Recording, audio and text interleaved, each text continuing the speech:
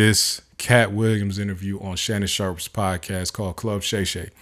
Of course, this is the hottest thing going on. I'm saying in my sphere, but really it's the hottest thing in all of American culture right now because of how many people are consuming this interview, how many people are talking about it, discussing it, having feedback against it, speaking out against it. This is the biggest thing going. Shannon Sharp put the interview out on like Wednesday or Tuesday, I think. Tuesday or Wednesday, right? Listen, when he put that in, like, first of all, everybody has discussed this thing to death, so I'm not going to get in depth on what he was discussing in the interview. It's a great interview. Katt Williams was saying pretty much anything that came to his head. It was funny. Some stuff was clearly him lying, but some stuff was him giving his feedback on how he feels about people in the industry, in his industry, comedy, right? But one thing that I think is amazing is how Shannon Sharp kicked off the year with a podcast that went this viral, with an interview that went this viral, because when he put that interview out on like Tuesday or Wednesday, whatever day it was, his channel was a big channel. It had 1.4 million subscribers on the channel, which is a lot.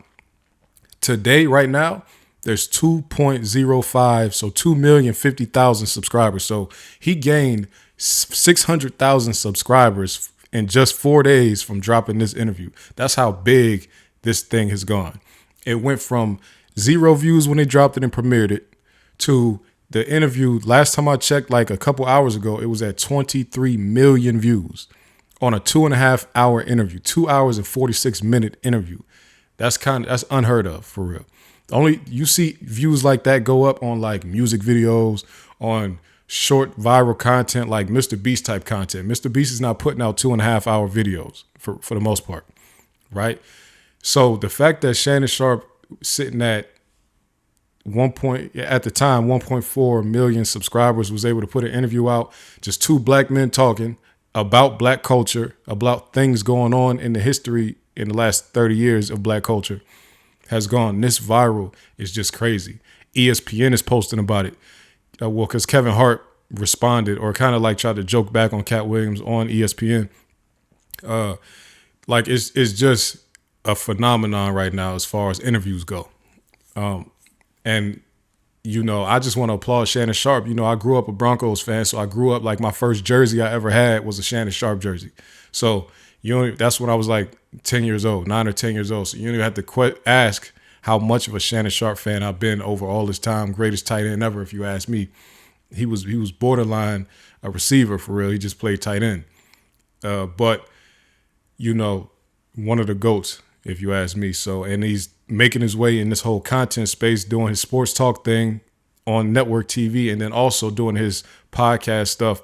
He's blowing up as a podcaster, and for the most part, a lot of the people he's interviewing, they don't discuss sports at all. It's legacy acts that come up there and want to tell their story to Shannon Sharp. I think it's great.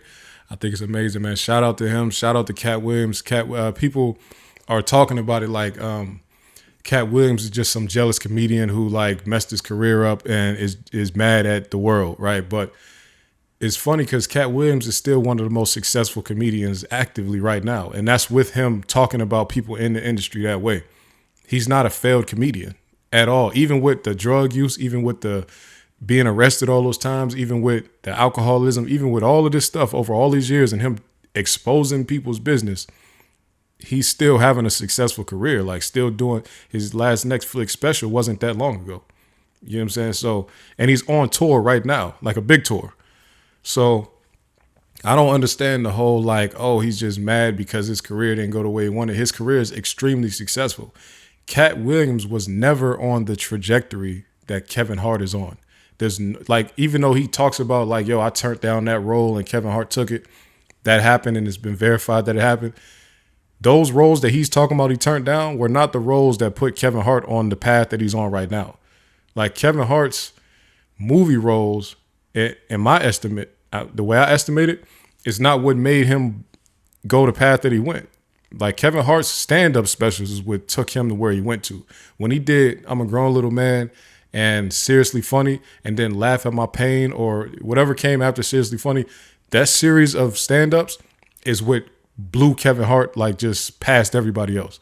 Because from there, then he started to do once he started doing the international tours and all that type of stuff. And then once he started to get in movie roles with like Ice Cube and then The Rock, and then bigger productions, he did the joint with Bryan Cranston and all that. Like Katt Williams was never on that path. You see what I'm saying? Katt Williams was always on the path to be what he is right now. Be what he is right now.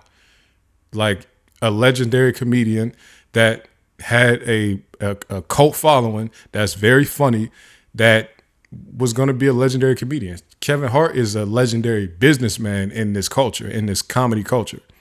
That's the path Kevin Hart put himself on when he started to take off with the stand-up specials.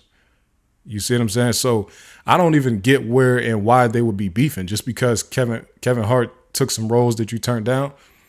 They not in the same lane to me at all.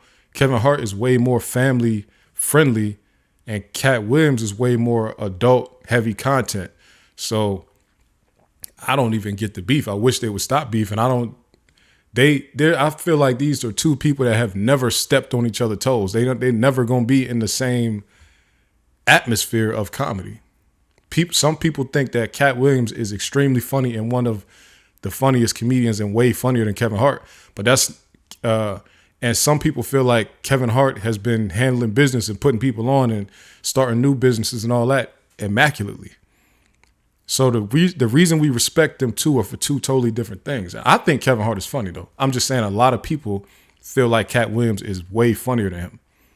You see what I'm saying? So they're not even, and they don't talk about the same stuff. They're just not the same at all. Just besides being short black men that tell jokes, other than that, they don't have anything in common. I mean, what's the difference? Like, anyway, so I wish that these beefs would stop. Like, if it was just jokes and all that, like I'm down with the jokes. I seen a video that came out. Ricky Smiley was like crying or whatever after the fact.